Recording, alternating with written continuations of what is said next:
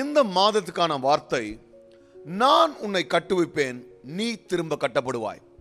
I will rebuild you again and you will be rebuilt. அதாவதுங்க, திரும்ப திரும்ப உடைக்கப்படுகிறோம். அதாவது I am broken again. பார்த்தா திடீர்னு பார்த்தீங்கன்னா இந்த மாதம் நடக்குன்னு பார்த்தா நடக்கல. It is broken. All my dreams are broken. My desires are broken. My dreams are all shattered அப்படின்னு சொல்லிட்டு நிறைய நேரத்தில் உடைக்கப்படுகிறோம். மனுஷர்களாலும் உடைக்கப்படுகிறோம்.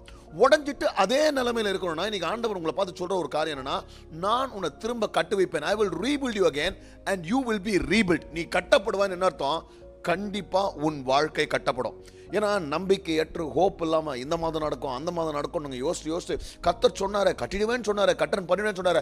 God is confirming you will be rebuilt. நீ திரும்ப கட்டப்படுவாய். இது நடக்கும். கர்த்தர் அறகுறையா விடுகிற தேவன்ல. நிச்சயமாக நம்ம வாழ்க்கையில கற்ற பணியில கர்த்தர் இறங்கிட்டாரு, கட்டியே முடிப்பார். எத்தனை பேர் ஆமென் சொல்லுகிறீங்க?